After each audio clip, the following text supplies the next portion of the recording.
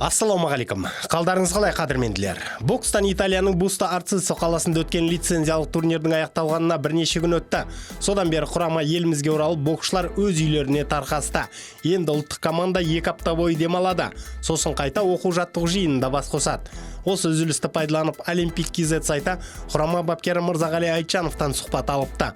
Сұхбат болғанда кең көлемде емес, маман қысқаша турнир туралы өз ойымен бөліскен. Жалпы жігіттердің бұл турнирдегі аяқ алышы жақсы болды.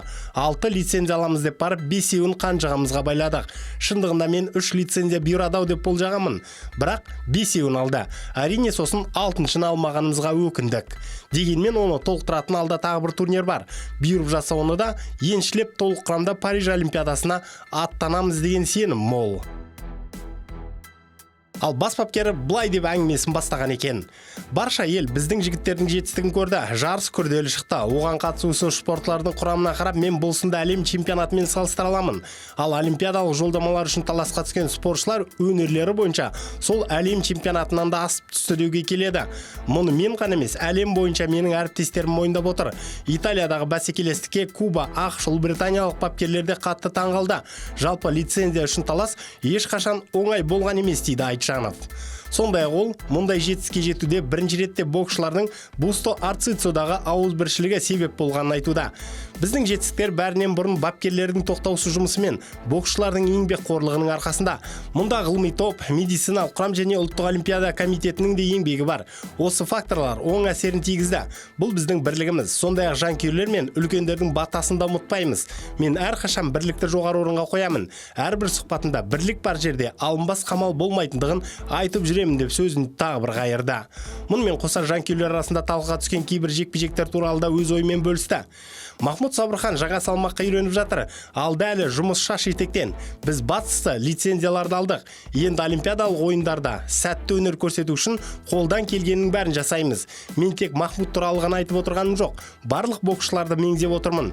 Көбісінде жетіспей тұрған тұстар бар. Енді оларды жою үшін аянып қалмаспыз деді.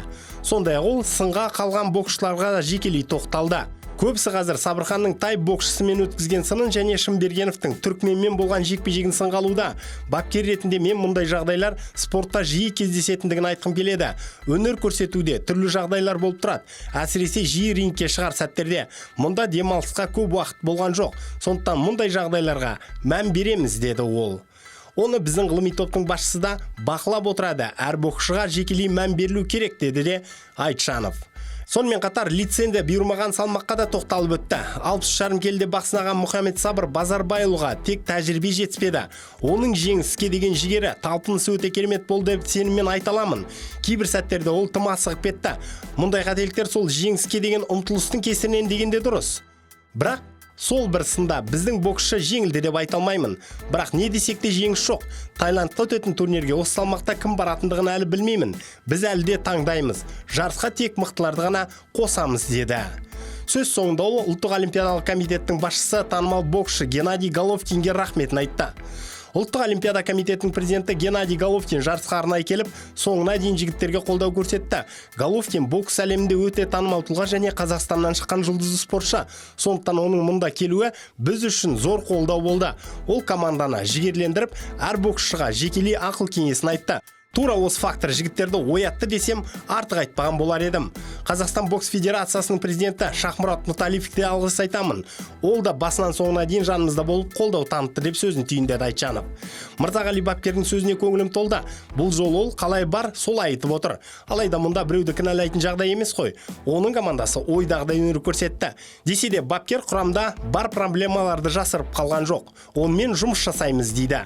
Менің айтып жүргенім де сол. Осыны жазсаң, мұндағы кейбіреулер дарақыланып жеке басқа өтіп жатады. Сол жазатындар бокстан хабары жоқтар ма деп ойлаймын. Түсінемін әрине, көбі құрама маңындағы спортшылар мен бапкерлердің жақын ортасындағылар ғой. Бірақ олар шынайы жанашырлар болса, осыны айту керек. Бетке мақтау, өтірік қолпаштау ешқашан ешкімге жақсылыққа келген емес. Осы жағын ойланыңыздар. Ал сын айту жауласудан емес, жанашырлықтан екенін түсінетін сәтте келді. Енді Дәурен Елеусіновтың кездесуіне қысқаша тоқталып өтейін. Данияр Елеусіновтың үлкен ағасы бүгін өте бір жақсы жекпе-жек өткізеді. Бір кездері Геннадий Головкинмен жұмыс жасаған Том Лефлердің 360 промоушен деп аталатын ұйым аясында ол ирландиялық Калум Уолшпен кездеседі.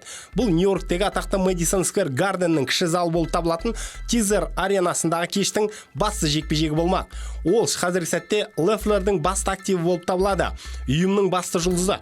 Елеусіновты мұнда әрине андердог ретінде алып келіп отыр. Идея бойынша Уолш Дәуренді ұтуы тиіс. Оңтайлы қарсылас деп таныған олар қазақта. Демек, бұл Елеусіновке Американы шулататын жақсы мүмкіндік. Бүгін спортшылар салмақ өлшеу рәсімін жасады. Айтпақшы, жекпе-жек 69 келіге дейінгі бірінші орта салмақта өтеді. Дәурен мұнда көп салмақ қуғаны көрініп тұр. Қарсыласының жанында кәдімгідей әлсіреп шықты. Десе де жекпе-жекке дейін қалпына келіп үлгереді деп ойлаймыз. Алға Дәурен, қазақ жұрты сенен бұл сында апсет күтеді.